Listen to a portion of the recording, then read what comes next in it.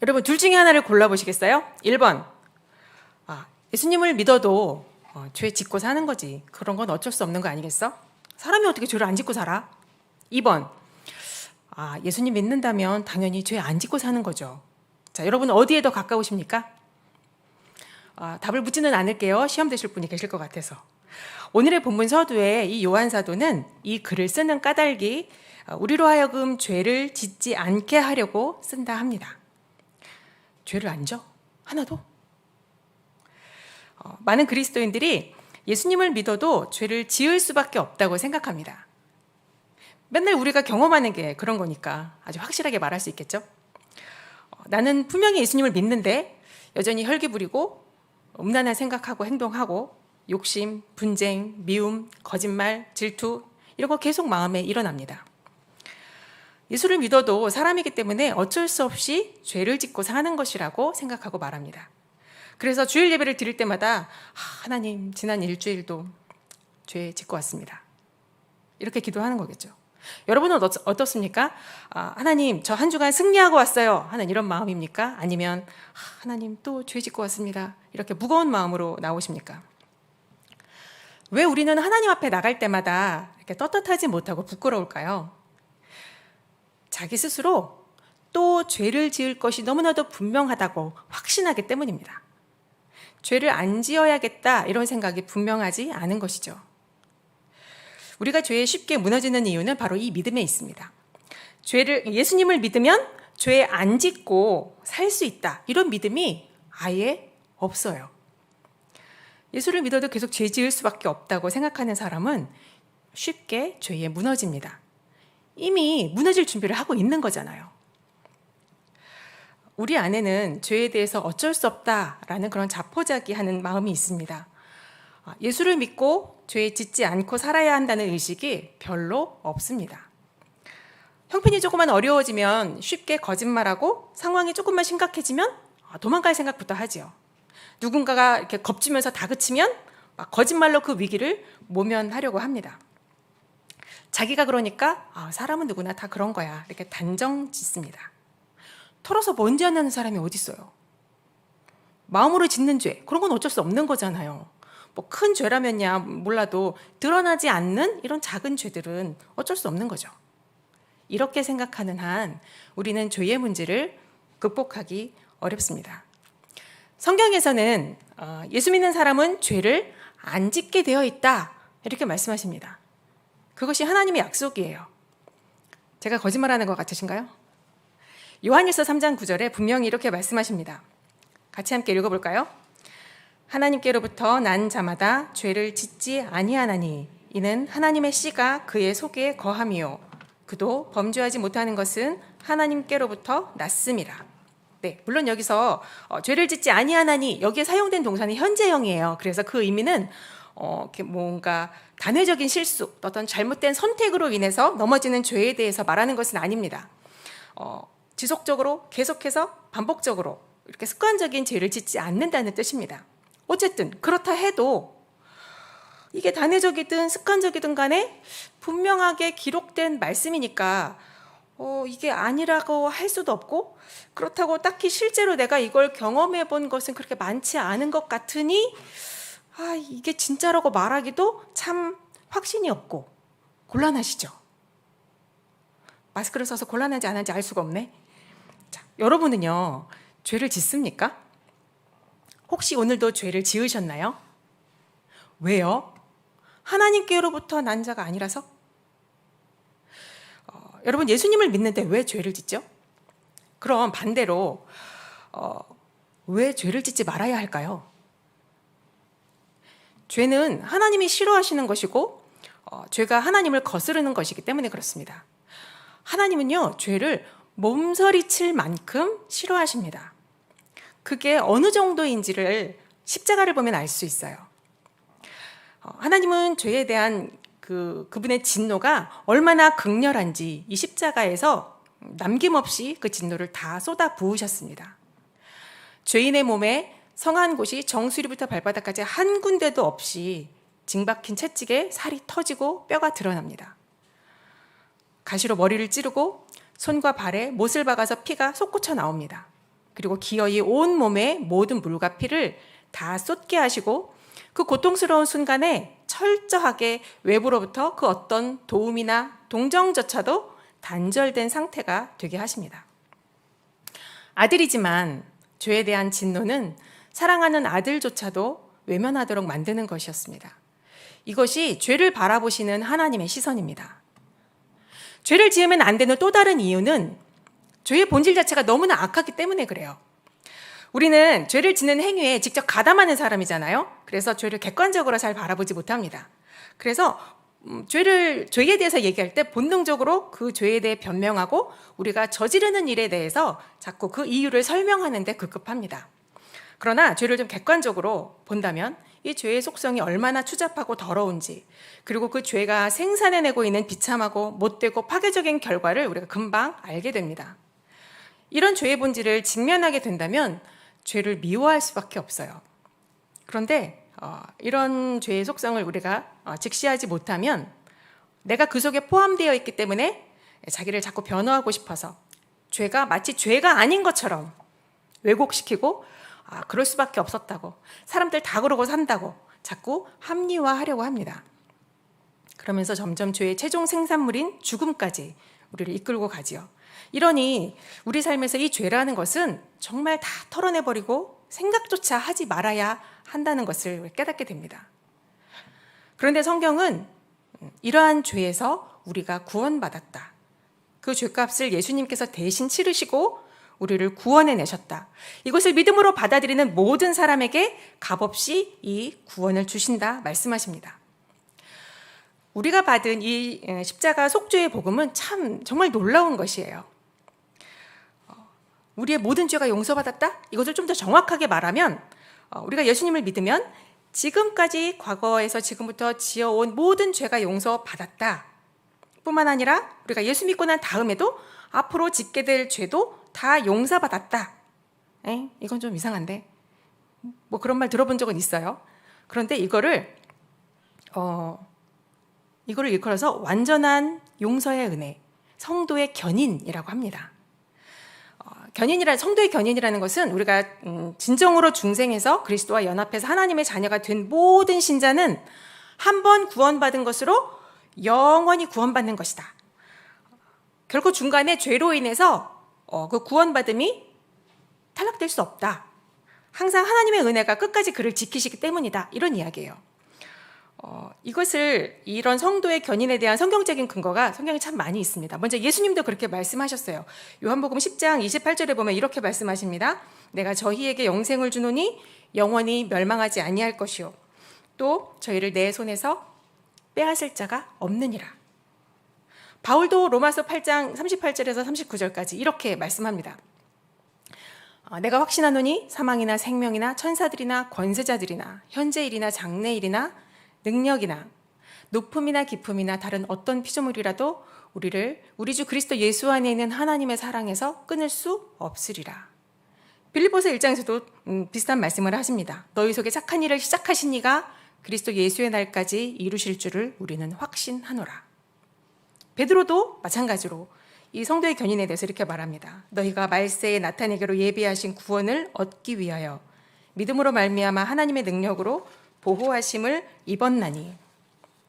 한 번 받은 구원은 그 어떤 죄에 의해서도 무효화되지 않습니다. 말세에 완성될 구원에 이르기까지 하나님의 능력으로 보호하신다는 거예요. 그렇다면 이 교리를 근거로 이제부터 그럼 마음 놓고 죄 지어도 괜찮은 거네, 이렇게 극단으로 가는 사람들을 흔히 구원파라고 합니다. 그들이 강조하는 것은요, 우리가 이렇게 완전한 용서를 받았기 때문에 우리가 앞으로 어떤 삶을 살든지 하나님은 우리를 구원해 주시고 끝까지 그 구원을 지켜주신다, 이걸 견인이라고 하는 건데 이것을 확실히 믿어야 한다라는 거죠. 이런 속죄의 확신을 가졌다면 어떤 죄를 짓더라도 이미 예수의 죽으심으로 다 용서받았다, 그렇기 때문에 또 뭔가 죄를 지었다고 해서 그것에 대해서 회개를 한다는 것은 그 죄 용서의 확신이 없는 거다, 이렇게 말합니다. 또 하나의 극단이 있어요. 이런 성도의 견인이라는 교리 자체를 부정합니다. 오히려 이런 교리 때문에 교회가 더 타락하고 죄에 대해서 허용적인 태도를 보이면 안 된다 이렇게 비난하죠. 사실은 양쪽 모두 완전한 용서의 은혜를 정확히 이해하지 못하는 것입니다. 우리가 예수님을 믿을 때 하나님은 우리가 지금까지 지은 죄뿐만 아니라 앞으로 짓는 죄까지도 다 용서하십니다. 그것이 맞습니다. 예수님의 십자가의 속죄는 우리가 평생 짓는 이런 구체적인 죄뿐만이 아니라 우리가 가지고 있는 죄성, 원죄, 그것까지도 다 용서하시는 정말 완전한 속죄의 은혜입니다. 그러면 하나님은 우리한테 자, 이제부터 안심하고 죄짓고 살아.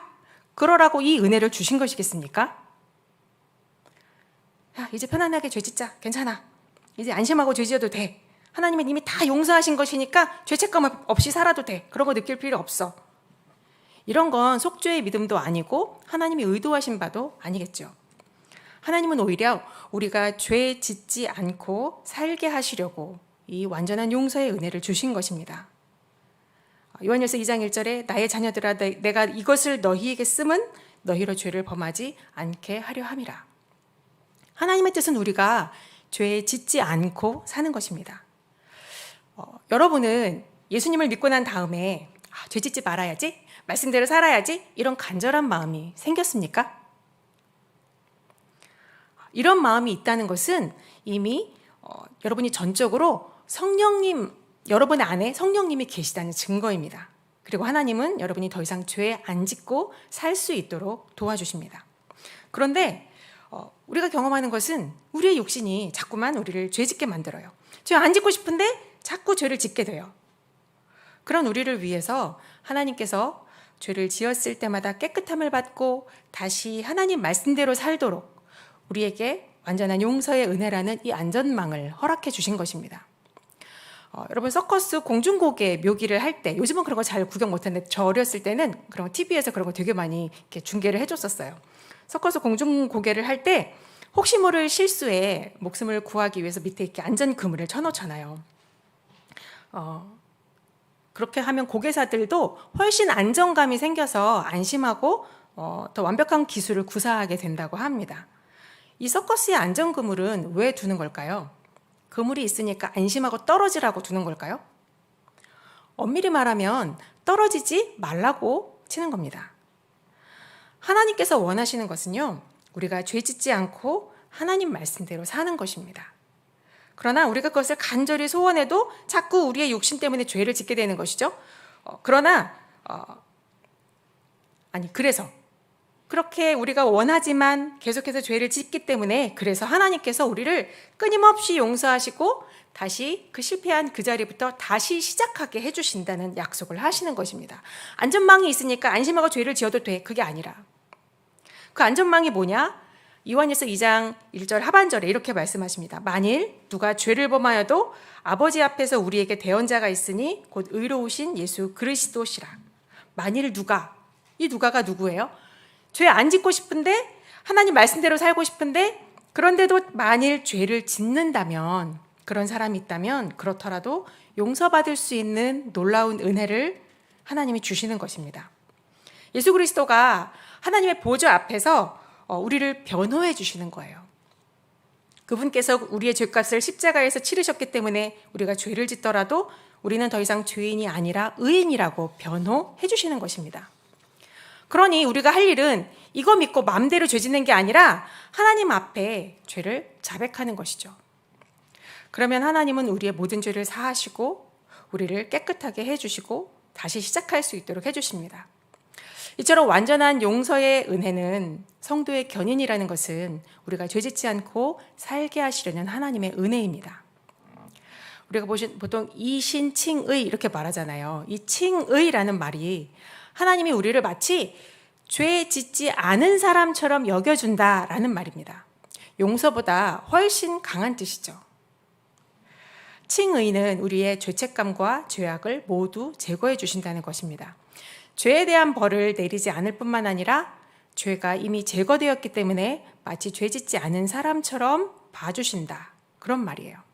근데요, 감사하긴 한데, 그렇게 봐주셔서 감사하긴 한데, 그래도 참 내가 내 실상을 잘 알거든요. 이게 잘 안 믿어져요. 실제로 내가 살아보니 살면서 경험하는 것도 이게 아니란 말이에요. 고의적이고 자발적이고 반복적으로 죄를 지어요. 그리고 죄인 줄 알면서도 끊어야지 하면서도 끊지 못하는 것에 질질질질 끌려다니는 것이 우리들의 현실이죠. 그러니까 내가 의인의 리스트에 올라갈 수 있나? 이거 상상도 못하는 거예요. 어쩌다 그래. 한 번은 내가 은혜 받고 막 경건한 생활을 하려고 열심히 노력할 수 있어요. 그런데 그러다가 또 어느 한순간 훅 넘어지고 실망하고. 이게 우리들입니다. 뭐 과거는 그런다 쳐요. 현재도 막 노력해요. 근데 미래도 그럴 수 미래 도저히 계속해서 그렇게 할 자신이 없습니다. 하지만 그런 우리라 할지라도 하나님은 우리를 죄인으로 보지 않으십니다. 놀랍지 않나요? 어떻게 그럴 수 있지? 다름 아닌 나를 변호해 주시는 분이 있기 때문에 그렇습니다. 그분이 곧 하늘의 대언자 예수 그리스도입니다. 그분이 대언하면, 즉 나를 위해 변호하면 하나님도 거기에 토를 달지 못합니다. 야, 그래도 저 사람은 좀 아니지 않냐? 이렇게 판결할 수 없다는 겁니다.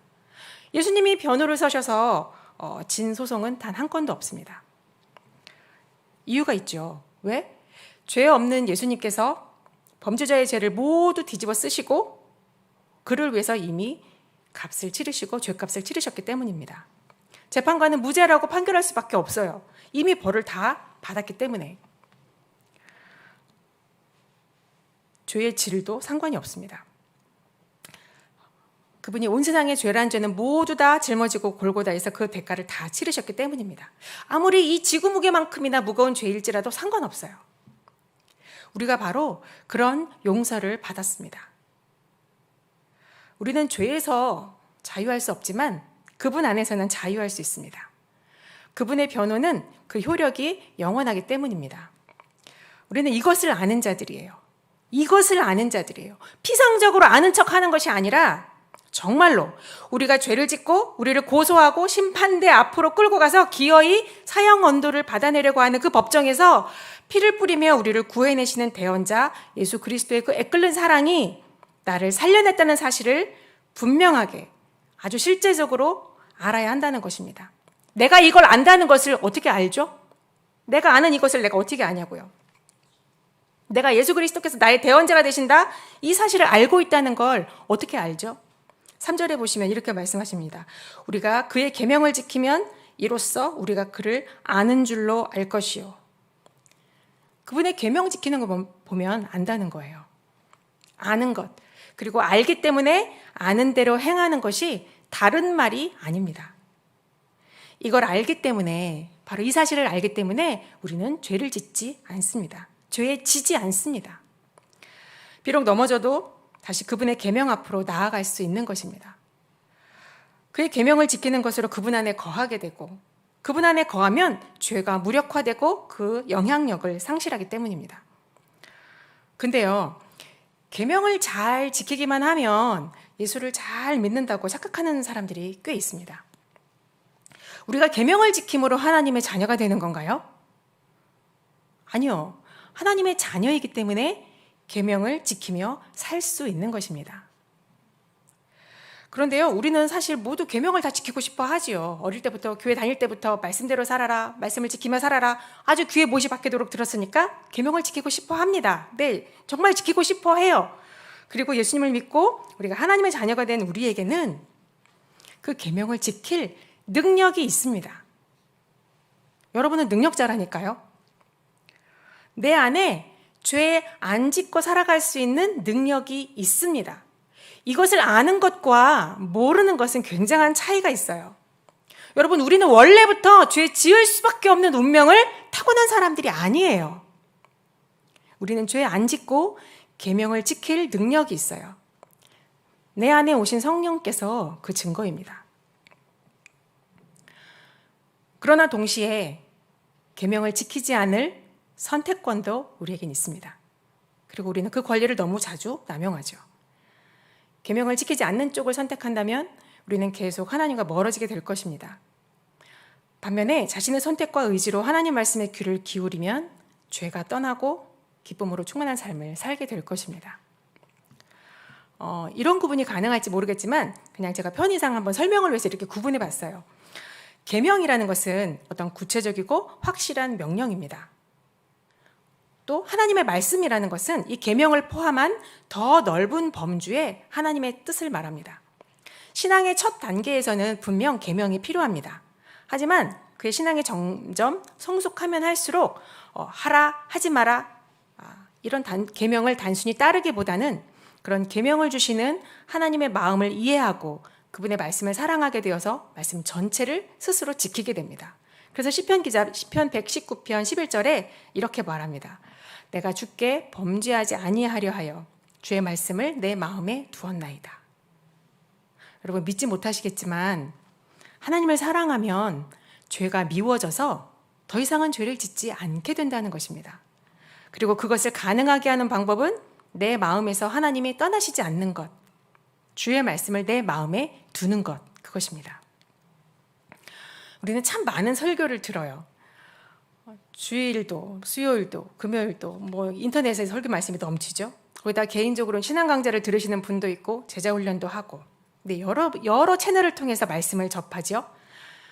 또 매일 말씀을 묵상하는 큐티를 하시는 분도 있습니다. 또 순모임을 통해서 그런 말씀들을 서로 나누고 말씀대로 살아가기를 서로 격려하고 기도하고 지지하고 합니다. 자, 이렇게 이 모든 것들이 주의 말씀을 내 마음에 두는 것. 이런 일을 계속할 때 그 결과들이 어떤 일이 일어날까요? 5절과 6절에 이렇게 말씀하십니다. 요한일서 2장 5절 6절에 이렇게요. 누구든지 그의 말씀을 지키는 자는 하나님의 사랑이 참으로 구속에서 온전하게 되었나니 이로써 우리가 그의 안에 있는 줄을 아노라. 그의 안에 산다고 하는 자들은 그가 행하시는 대로 자기도 행할지니라. 그가 행하시는 대로 자기도 행할지니라. 예수님처럼 살게 된다는 것입니다. 계명을 지킨다는 것은 율법주의자가 되라는 것이 아닙니다. 예수님처럼 사는 것을 말해요. 예수님처럼 사는 삶의 핵심이 뭘까요? 예수님을 찾아왔던 부자 청년과의 대화를 기억하실 겁니다. 온 마음을 다해 하나님을 사랑하고 내가 받은 그 사랑으로 이웃을 사랑하는 것입니다. 많은 그리스도인들이 사실 이 문제로 어쩌면 심각한 상태에 있는 것 같아요. 겉으로는 죄 짓지 말아야 하고 하나님의 계명을 잘 지켜야 한다고 말해요. 그런데 그렇게 말하면서 마음에 기쁨과 감사와 사랑이 없는 거죠. 왜일까요? 마음에도 없는 짓 하니까 그런 거예요. 네. 주님과의 사귐이 없어요. 사랑하지 않으니까요. 사랑 없이 열심히 노력하면 기쁨과 감사가 없는 율법주의자가 됩니다. 그럼 율법주의자가 안 돼야 되니까 그럼 아예 그럼 열심히 하는 거 열심히 안 하면 되겠네? 아니요. 사랑하기 위해서 노력해야죠. 그런데 사랑이 노력해야 되는 건가요? 그게 뭔 사랑이야? 저절로 그렇게 마음이 훅 끌려가지고 하는 게 그런 그 사랑 아닌가요? 네, 아닙니다. 저는 지금 시부모님과 함께 살고 있는데요. 처음부터 그랬던 건 아니에요. 결혼하고 한 6년쯤 지나서 시아버님이 정년퇴임하시고 이제 합가를 했습니다. 그때는 아이들도 어렸죠. 5살, 3살 이랬던 것 같아요. 결혼 전부터 부모님과 나중에 언젠가는 함께 살게 될 거다 이런 걸 알고 결정되었던 것이었기 때문에 그냥 때가 되어서 합가하는 거라 그리 힘들거나 어렵지 않다고 생각했었습니다. 그렇게 이제 부모님과 함께 살기 시작한 지 좀 시간이 꽤 흐른 다음에 점점 시간이 흘러가는데 왠지 남편의 말에 자꾸만 거슬리는 게 생기는 거예요. 난 지금 충분히 정말 열심히 애써서 살림하고 애들 키우고 부모님과 살아가고 있다고 생각하고 있는데 남편은 항상 뭔가 충분치 않다고 말하는 것처럼 들렸어요. 그때는 뭐 그렇게 지적할 게 많았는지 잔소리가 많아요. 남편이 나한테. 그리고 누구나 그렇듯이 잔소리는 사실 들을 때마다 얹잖아요. 그래가지고 저는 그때 야, 너 눈도 없냐? 그러고 네가 좀 하지 꼭 지적질을 해가지고 날 시켜야 속이 시원해? 내가 지금 얼마나 바쁘고 수고하는지 넌 안 보여? 이런 걸 말로 내뱉지는 않았지만 얼굴 표정으로 이렇게 늘 그렇게 말하고 있었습니다. 지금 생각해보면 남편은 자기의 말이 무시당한다고 이렇게 생각했을 것 같아요. 남편이 지적하는 거, 남편이 말하는 게 매사에 옳고 정말 전부 지당하신 말씀들이었지만 사실 그걸 순순히 인정하고 싶지 않았습니다. 그래서 표정은 더 굳어지고 말도 딱딱하게, 때로는 삐딱하게 이렇게 나가게 마련이겠죠.